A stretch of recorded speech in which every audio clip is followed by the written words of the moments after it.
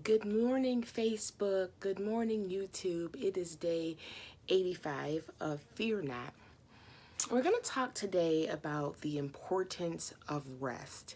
And the reason why I'm talking about this today is because this week in Buffalo, it is the first week of school.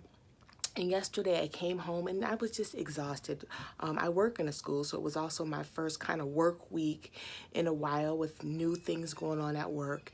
And my kids had lots of homework, but it was all my homework. Like I had to fill out forms, I had to find pictures for my daughter for her collage, I had to do all these things. They just gave it all to me.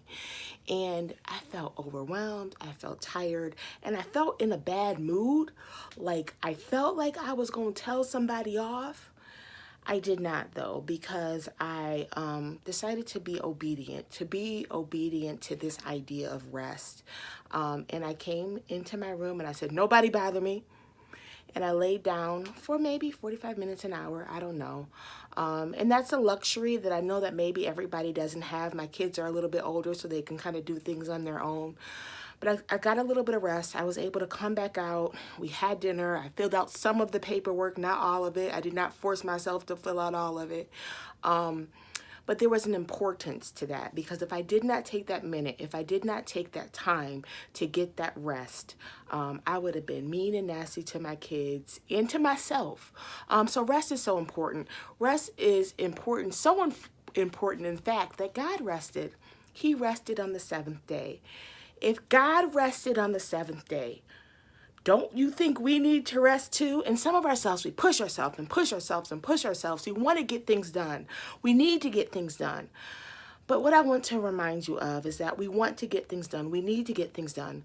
But we need to do that with a reliance and a dependence on God and not in ourselves.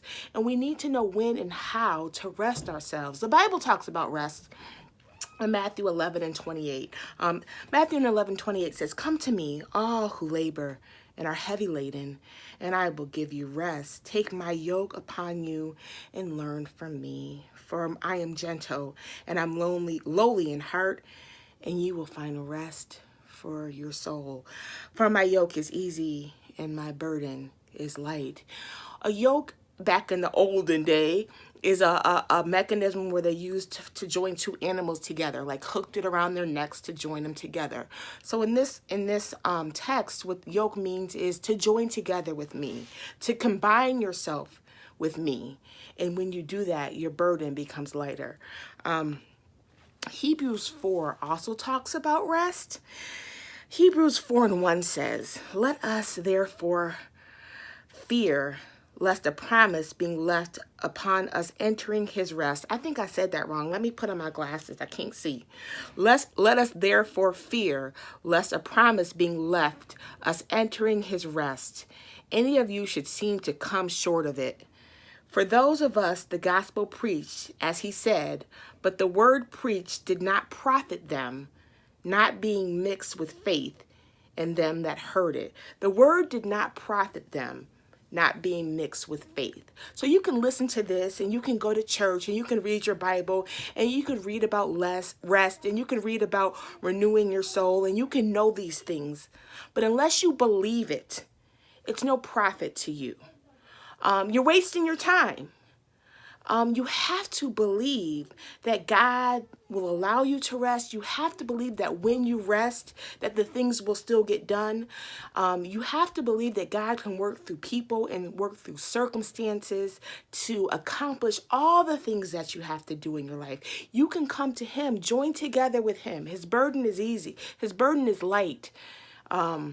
And to join together with him is easy. So there's an importance in rest. There's an importance in faith.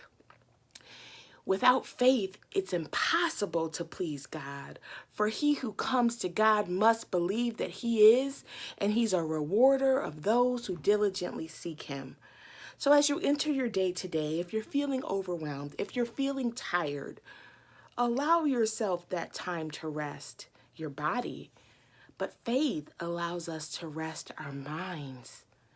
believe that he has a plan and he's working it out, that all things work together for good for those who love the Lord and are called according to his purpose. Romans 8:28. There's such an importance in believing this word, believing that he can do it, believing that he can rescue you, believing that he's working it out. And there's such an importance in rest, and they go hand in hand. So as you approach this day, let me be your reminder. Get some rest, maybe this weekend. Have faith and believe that God will indeed work it out for you. Now, faith is the substance of things hoped for. It's the evidence of things not seen. How do you know God's going to do it? How do you know he's going to allow you to rest? How do you know that these things are going to work out? Because you believe it. God bless you. Have a wonderful day. I'll see you soon. Bye-bye.